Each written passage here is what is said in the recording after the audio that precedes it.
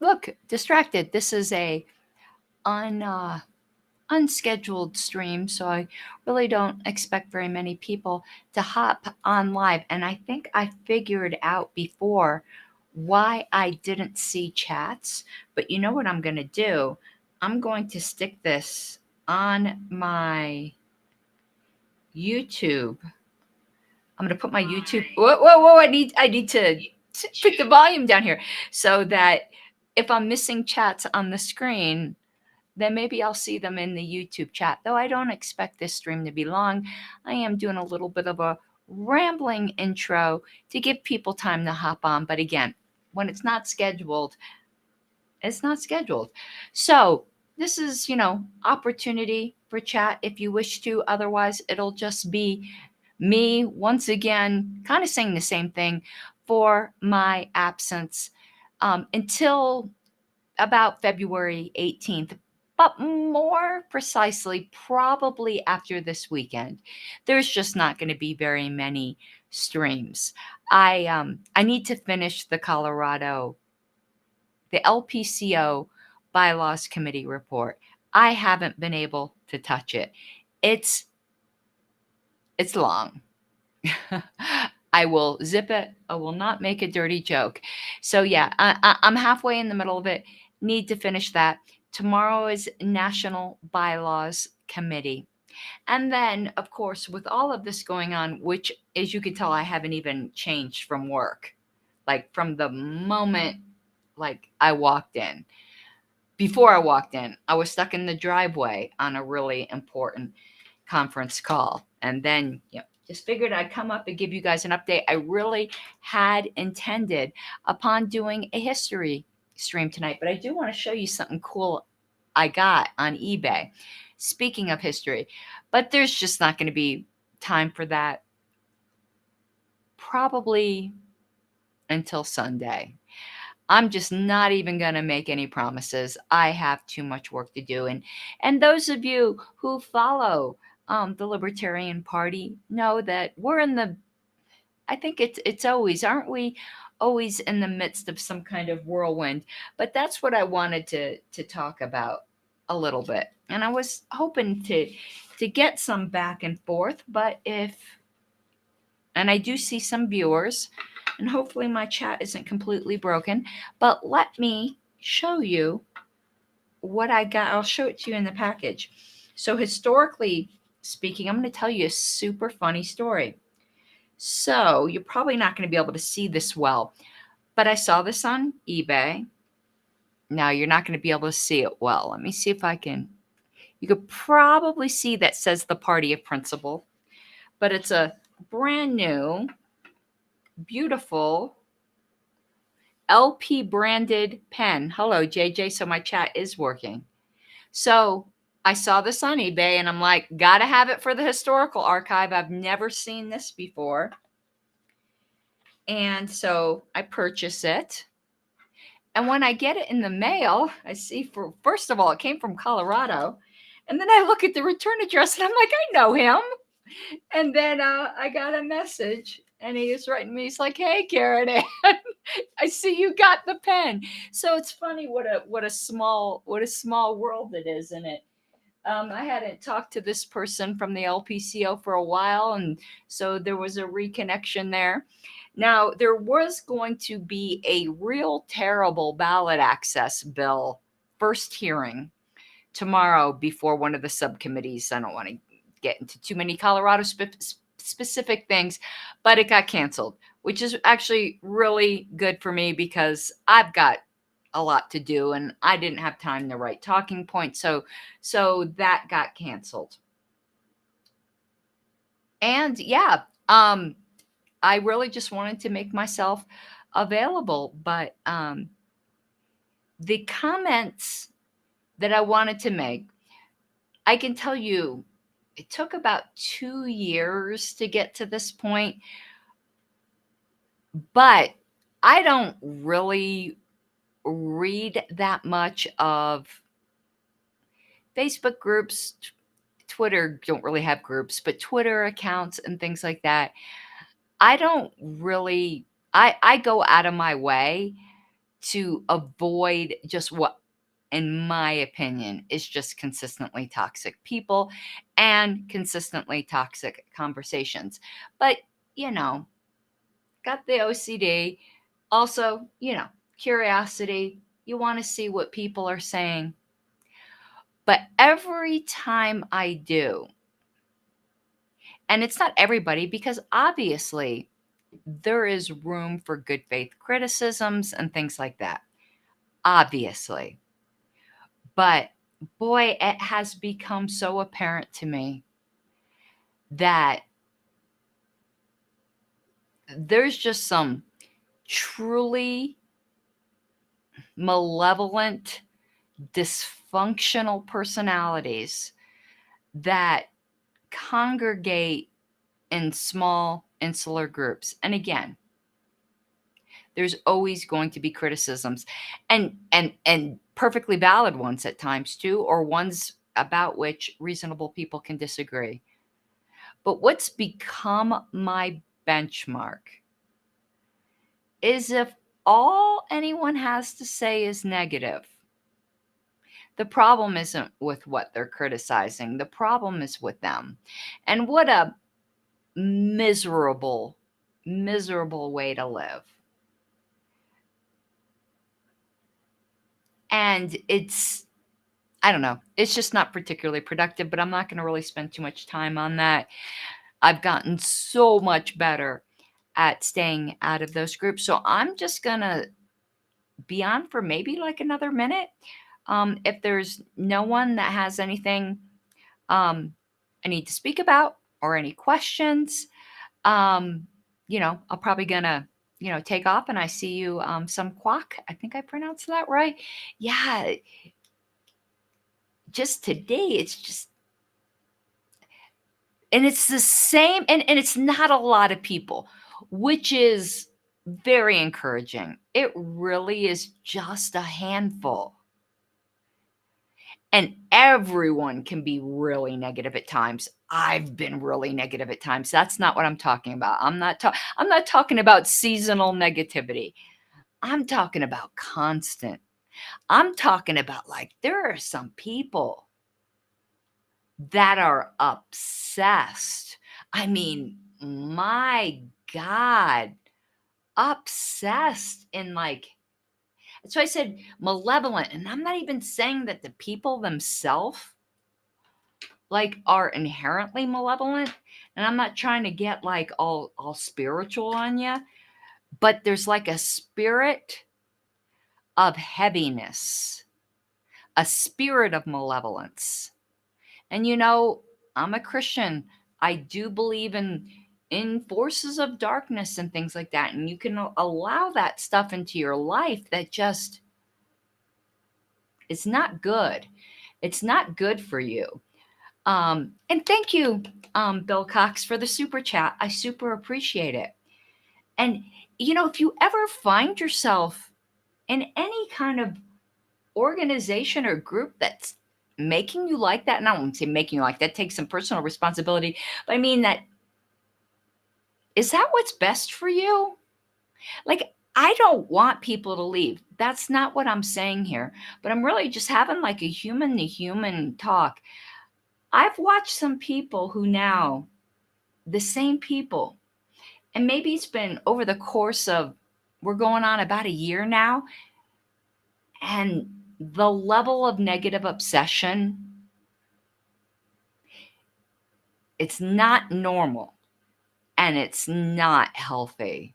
And it's very damaging to the people around you, but the people around you, such as myself, we could just choose to disengage. And again, I've gotten really good at that, but it's not good for you. There's something wrong.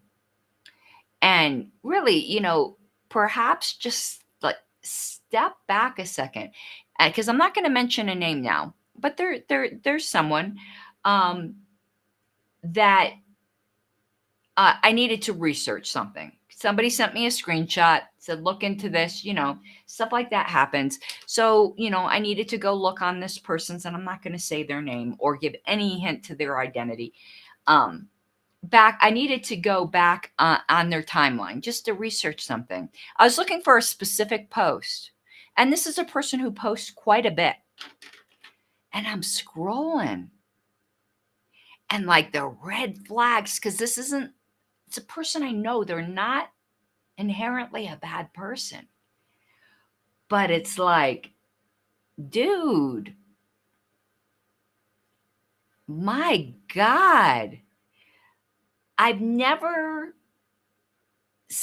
like the level of talking about people.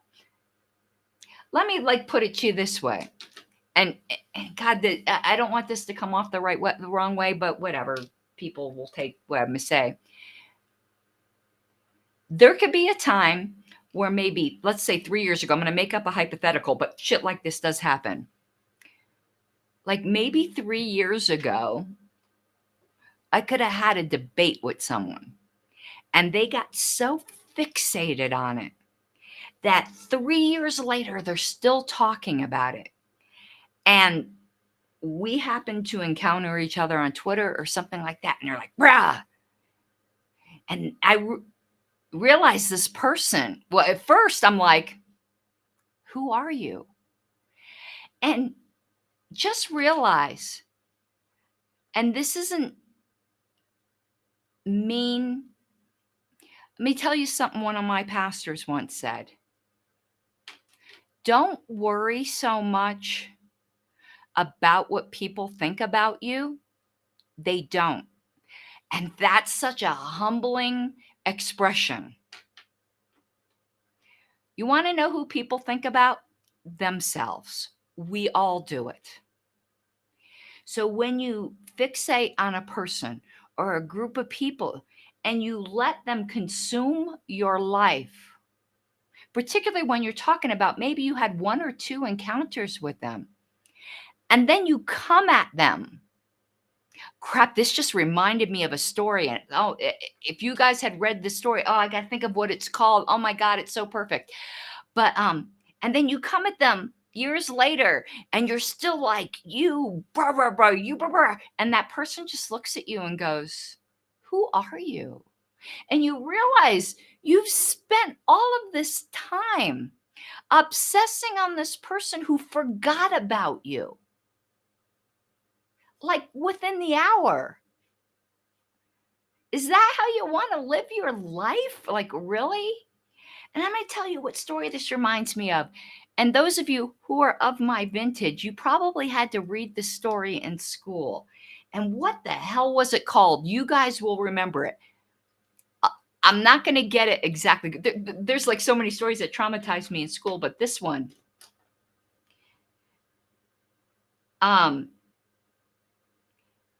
crap, I wish I could remember the name of it, but I'll give you the outlines and you guys will remember. And it was something like this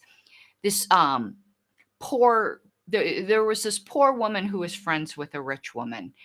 And I don't know if they were friends or she was their servant. There was this power disparity, a wealth disparity. And the poor woman borrowed this beautiful necklace from the rich woman. And, it was emerald, I think. And wanted to wear it to some special occasion or whatever. And it got stolen or lost. And rather than tell the other person, because there was some envy and stuff going on, this couple sold everything they had to buy a replacement gems, emerald necklace, to give back to the rich woman. And they lived pretty much the rest of their lives in destitution and in poverty. And the woman who had borrowed the necklace was just getting more and more bitter. And then later, they met. And the poor woman unburdened herself to the rich woman to say, "Do you remember that, when you lent me this or whatever? Well, it got stolen and we have lived in penury so that I could give this back to you." And the rich woman said, But those weren't even real jewels. They were paste, meaning it was a type of costume jewelry. So this woman spent her whole life working off something that if they had just been upfront with each other up front, like it would never have happened. And maybe you're not seeing the analogy here, but I am. Don't waste your life on paste. Don't waste your life on things that are of no value and sitting and being like disgustingly bitter and vengeful. My God, there's just something really, really wrong with that. So, it's just something to consider. I see it sometimes as well with ex-Christians, for example. And a lot of them have been very mistreated by the church. And they become atheists, which again, if that's you, you know me. I don't push my religion on you. I share it just so we understand what we're thinking, but like no judgment. But they spend the rest of their life obsessing about Christianity. Like that's all they talk about. And they start these websites and stuff. And I'm like, didn't you break up with Christianity? It's like, if you broke up with your girlfriend and then, but you had that creepy little attic room with pictures of her, like the serial killer with pictures of her all over the wall with the eyes cut out. Like, move on. And I see people like that in these small groups. Obviously, I'm talking about the Libertarian Party at this point. And it's disturbing. I can tell you that if I ever got to that point where I couldn't ever be positive and I was done, you wouldn't see me hanging around thinking I'm miserable. I'm going to make everyone else miserable too. Life is short. I would find something else to do. And now maybe that's just something in my personality because people have been very astounded at this one characteristic I have. When I'm done with something, I'm done. Like in my ill-begotten youth, some of you know this, some of you don't, and you'll be super surprised. But I used to be in a thrash metal band. I know that isn't what you expected out of my mouth right now. I've done a lot of things in my life, not all of them that I'm particularly proud of, but I was into it. Like, as a bass player, I mean, we opened up in that little subgenre. It seems like I always just get in these little subcultures, for some decent bands. My ex-husband went on tour with a group called Atheists, by the way, did a European tour with them. But I mean, it was my life for a while. But at one point, I realized, you know what? I'm just not enjoying this anymore. And I stopped playing that day. And I still have friends on my Facebook who knew me from 30 years ago or whatever, who are like, did you ever pick up your bass, whatever? I'm like, no, when I stopped, I stopped. I don't look back. Like when I'm done, I'm like, that was a great period of my life. It's not really what I want to do anymore. It's not like what I'm getting out of it. And I go do something else that I immerse myself in. I can't imagine hanging around an ex-lover because that's like what it's like. You're like the creepy stalker. It's just, I don't know. But your life is worth more than that. If you aren't happy, go find something that makes you happy. And that's just kind of how I am. When I'm done, I'm done. And if I was ever done with the Libertarian Party, I'd be done.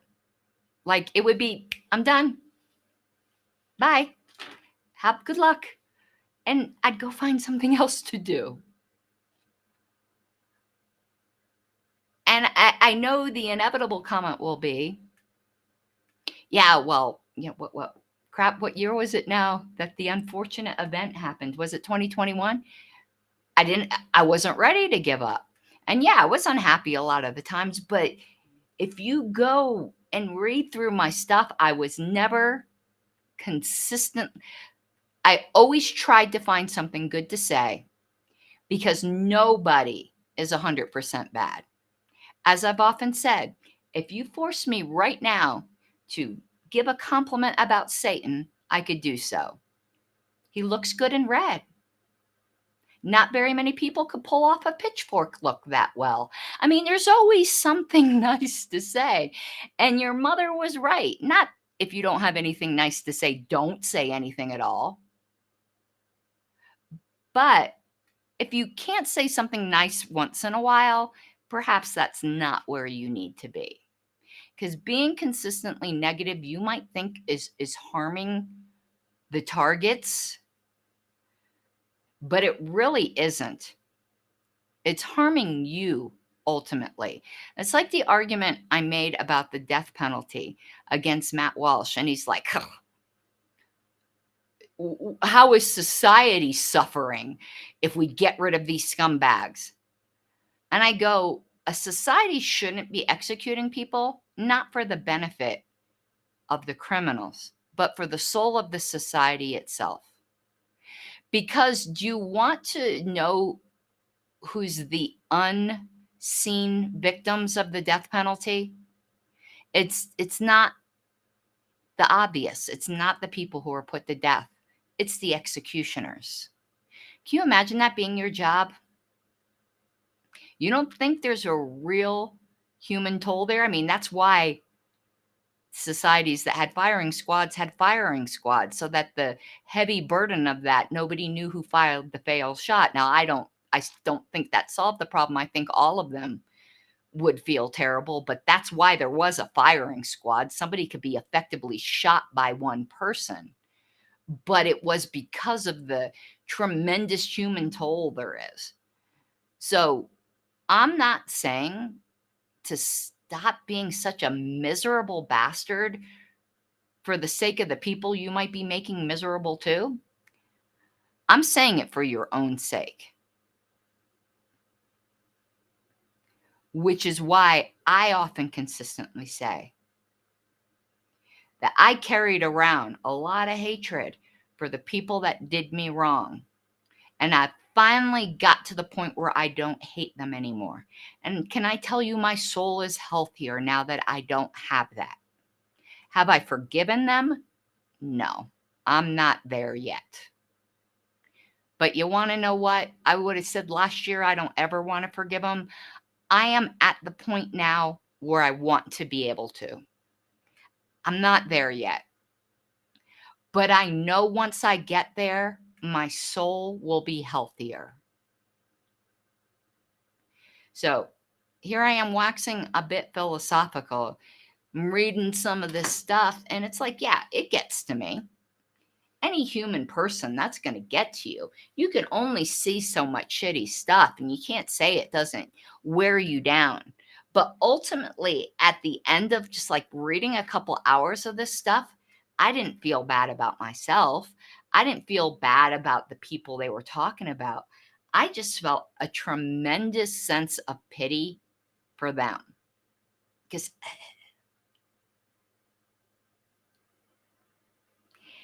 is spending hours of your life being negative on social media the way you want to spend your life? Not to get all like mortal, you realize you could be dead tomorrow, right? You realize there's people who leave the house every single day and they never come back.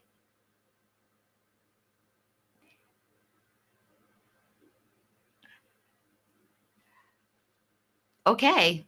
Again, not to get morbid, but I know I try to live my life each day to make a difference and to be able to look myself in the mirror at the end of the day.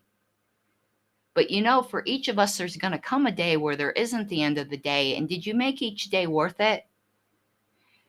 And is it worth it each day to be, is that really how you want to spend your life? Find something that makes you happy. Because there's no way that some of you people are happy.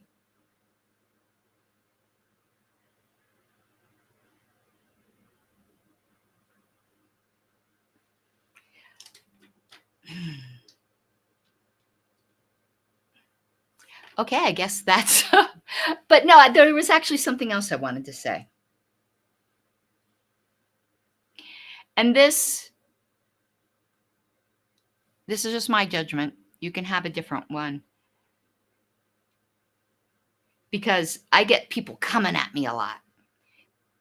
Because they don't like X that's going on in the LP. And they go, what? Why aren't you all over the LNC list screaming about it? And I like the classic comment. I'll never forget this one because it's hilarious. Angela must be muzzling her. I think Angela kind of wishes she had that superpower. She's good. She's not that good. Nobody's that good. Nobody muzzles me. But here's why. Because I don't believe every disagreement is nuclear. When I can look across from someone, and even if I think they are just making a bad decision,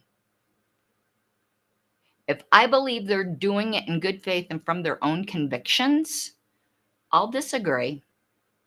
I'm not going to light them on fire.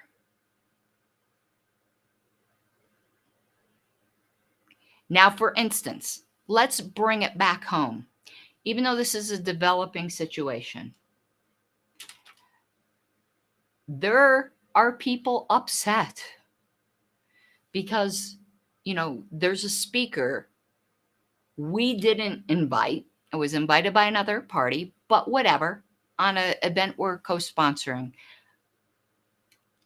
I'm not even going to say particularly. I don't like what this guy's been saying. I don't like what he went to trial for. But, and I know people aren't going to like the but, anti-war, where every single one of us could die in a nuclear war, is the bigger issue to me. I understand why people disagree and go, nope, you should just, if this guy isn't pulled, you should just cancel. And I understand that point of view. I understand how people of good faith come to that point of view. I struggled with that.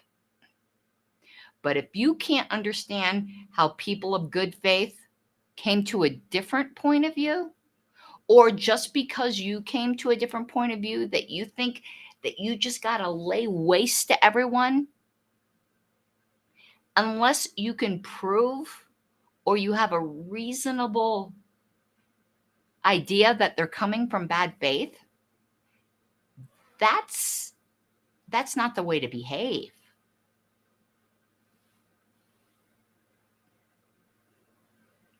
I'm going to give you hypothetical examples because I can't give you concrete ones. But since 2016, I've been on a committee called the APRC. We have to vet and review communications that go out. It's not all of them, but it's mostly the long form written ones on behalf of the LP. And with a vote of a majority of the committee, we're more a disapproval committee than an approval committee. It's kind of like appealing the ruling of the chair. It's like opposite of what you might think it would be. It takes the majority of a committee to actively disapprove in order for something not to go out. It doesn't require any active approval. It requires active disapproval, if that makes sense. Over the years, including this term, I've been on the losing end of decisions, but you don't see me going out and blasting people over it. Why? because I understand that there are good faith disagreements. Why was I constantly blasting the last LNC? Because I didn't believe there was good faith.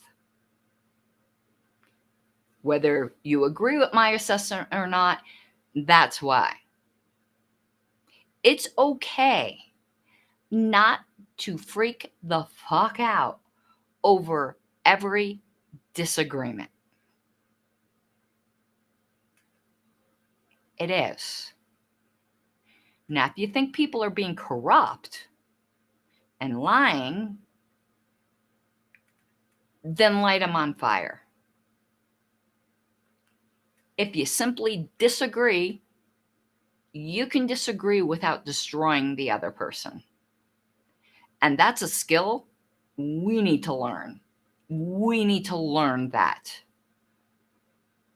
really, really badly. Because I see some people that I've been friends with for years that are just lighting people up on fire over this whole decision as to whether or not we move forward with a rally or not. And I understand the opposing point of view. I honestly do.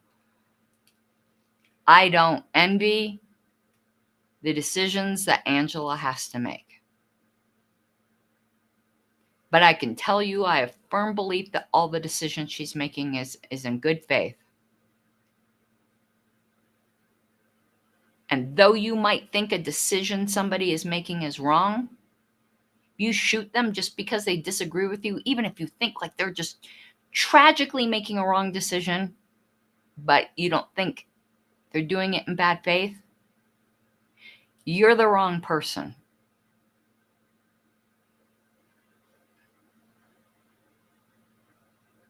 There was a state chairs meeting on Saturday, and Evan McMahon made that point. And he didn't word it exactly the same way, but I think I'm capturing the spirit, and he was so right. And he had said, Angela, please weigh this. Please weigh that. And then you need to do what you think is best, keeping the interests of the party at heart. And if your leadership is doing that, and they happen to make a decision you disagree with, and you just go light them on fire, you're not going to have good leaders for long. Because people who have lives and self-respect and aren't masochists aren't going to stick around for that. And it's not the decent way to treat people. It just really isn't. I've had some wonderful email discussions over the past week. Unfortunately, it's only with a handful of members. But those handful of members are people I don't normally agree with. And we aren't necessarily agreeing on everything in the emails either. But boy, we are having wonderful discussions because each of us is treating each other in good faith. And we can learn a lot from that. And I fail at that too. I'm preaching to myself as well as to everyone else, though I try to get better every day. So that's all I have to say for tonight. I'm just making sure there isn't any. There's a raid. Fabian Liberty, you got to let me know how the show went tonight. I see you, Fabian Liberty. I was going to go back and watch that. I saw he lost.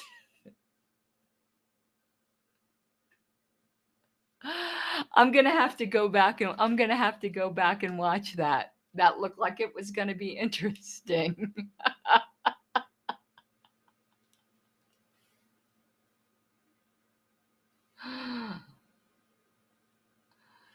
Oh my God.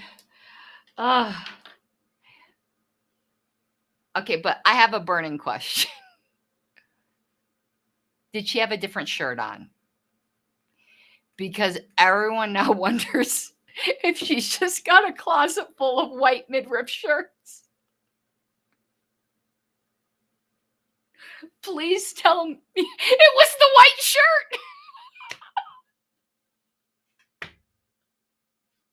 I'm picturing like Steve Jobs. Remember he said he just had that closet full of black turtlenecks.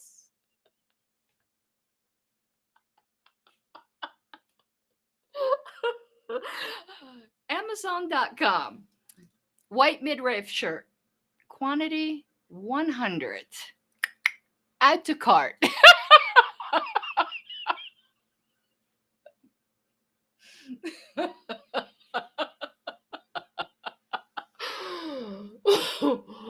Oh, I'm dying.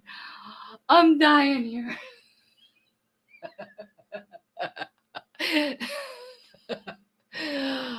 Okay. Oh, I needed that. DL Cummings, though, today. Oh, he broke the internet. DL Cummings broke the internet. That ass, man. DL Cummings.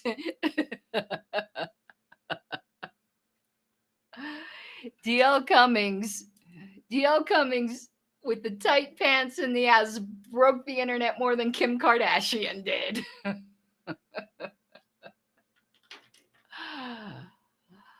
Okay. Well, you guys like missed my sermon earlier. I felt like I should have had the Bible and well, actually, we're libertarians. I would have just got out Roberts. Okay, guys, I really do got to get going and do bylaws, but thank you. Thank you for making me laugh. Because there is a side bet. You know, somebody checked in the Insta and was like, oh my God, that white shirt is in every picture.